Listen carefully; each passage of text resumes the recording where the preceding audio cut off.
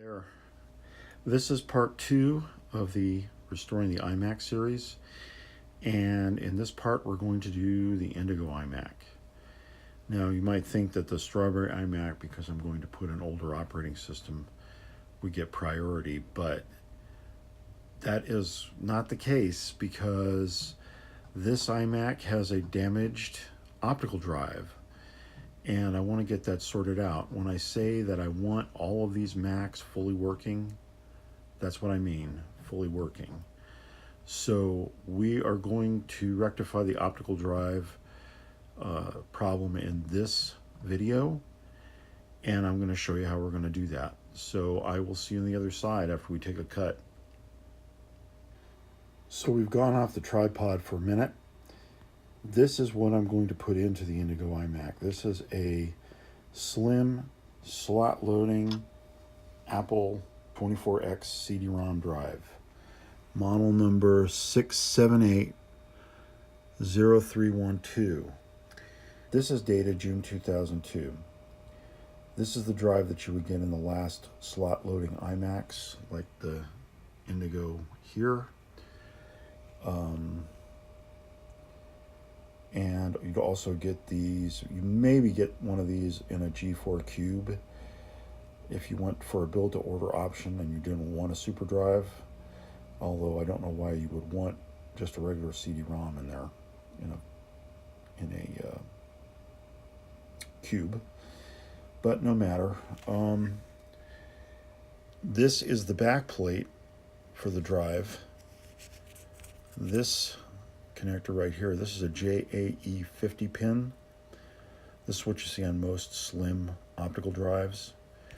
This side carries the data and power for the drive, and I'll show you that when we get into the iMac, if we do. Now, it is a slot loading drive, and I don't want to rip the iMac open again just to find out that this doesn't work. So I have a solution for that. This here is a slim optical adapter that gets your JAE 50 pin out to USB and power. And this is perfect for testing. Now, there is one problem with this, but it's not a big deal.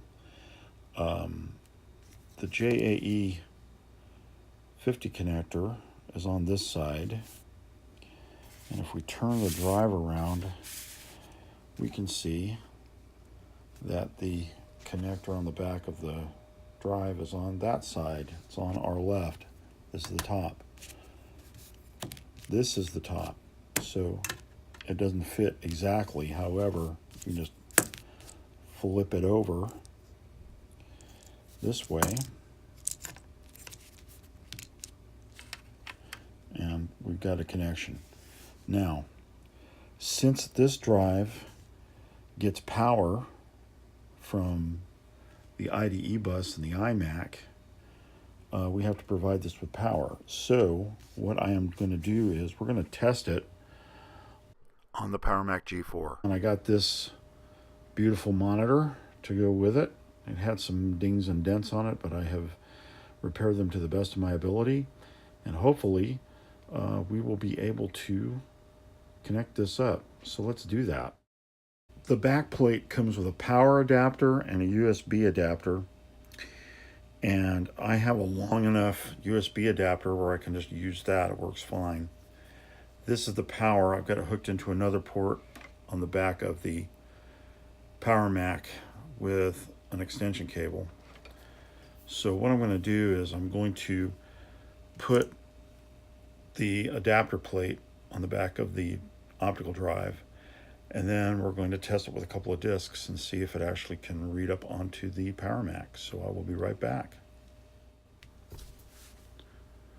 Okay, so I have everything hooked up. I've got the USB and power hooked in over here. I've got the drive hooked in over here.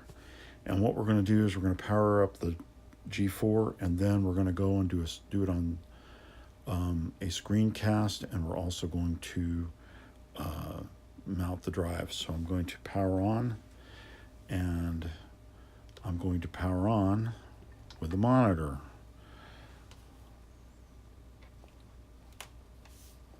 Which is actually faster than powering on with the front panel, because my front panel button kind of sucks right now.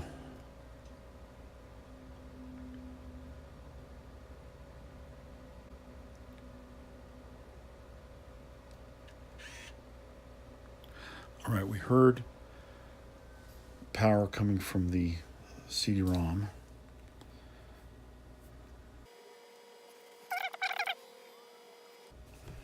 All right, so what I'm going to do is I'm going to start a screencast. And there's Snaps Pro. That's what's going to help us make a screencast. So let's go ahead and we'll do that. And we'll take a movie. And when I set this up, I will be right back.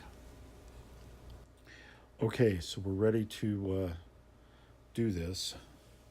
So first of all, I'm going to start the screencast. Exit.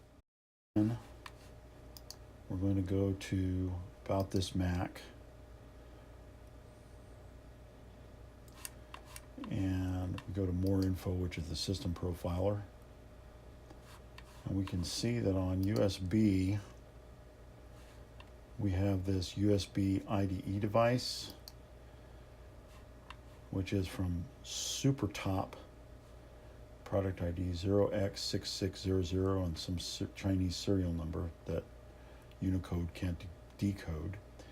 So that's our optical drive. I don't have any other IDE drives in here, on the USB bus anyway. So let's quit out of that. And at this point, what I'm going to do is I'm going to put burned CD in first, just to make sure that it works. So let's try that again. All right, the inject works really well. And it spins up.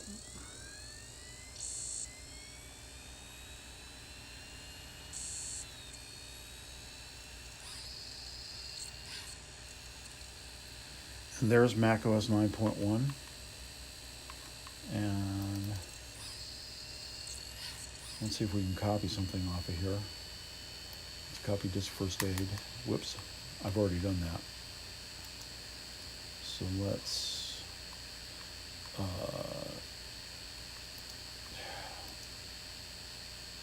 move that to the trash. I'm going to take disk first aid and copy it over.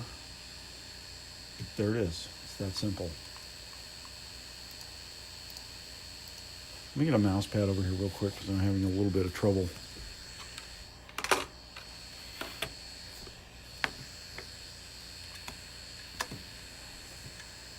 There we go.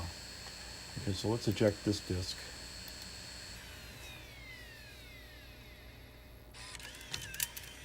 And it ejects just fine.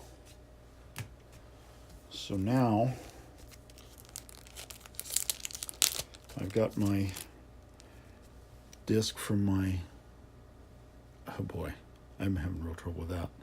I've got my disk from my Sanyo Zacti video camera. So we're going to do that. I'm going to inject that and look and see if it mounts.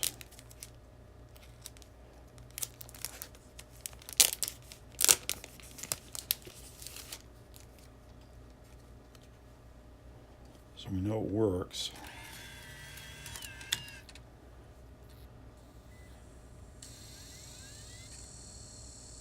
And I shall throw out this version of disk first aid because I do not need it.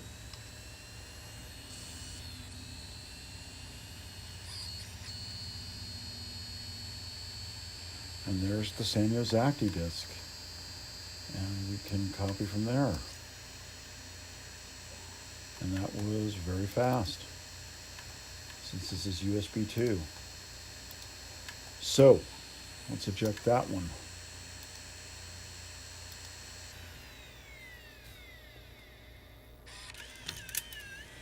So we know the inject, eject, read, write, well, at least read works. So now I have to put this into the iMac, and then we'll test it there. So I will see you on the other side when I have the iMac taken apart. So I have the back of the iMac taken off and the shield and everything. And this is the drive carrier. This is the Molex that carries power to the hard drive. This is the IDE cable. And then this is connected to the CD-ROM drive, and it's a composite. It carries the power and the data through there. So I need to get the carrier out, which is 4 screws. And then what I'm going to do is remove the RAM and pull the whole thing out. So when I'm accomplished with that, I will be right back. All right, so we got this one out. And as you can see, I wrote the word bad on it.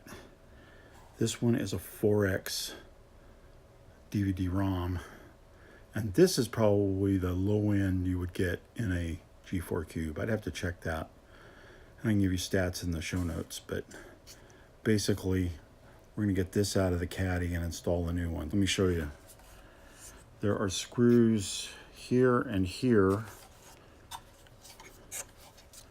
and here and here, and they hold this separate caddy for the optical drive above the hard drive. So that's the hard drive, that's the optical drive. I hope you can see that because I'm having trouble manipulating it in the first place. So we will get it back, or we will get everything back onto the drive caddies, and then we will put it back into the Macintosh. So the new drive is in, and everything is hooked back up. The next time you see this iMac, we will boot it up and try some optical drives, or optical discs. Optical discs, optical drives. Interchangeable to me. Okay, so everything is buttoned back up. Everything is back in the computer. So let's power it on and see what happens.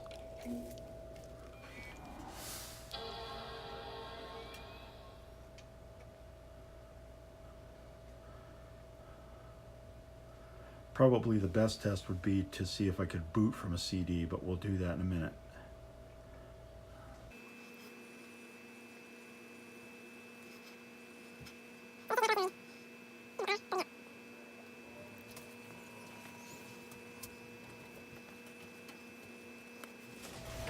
If I can boot from this CD.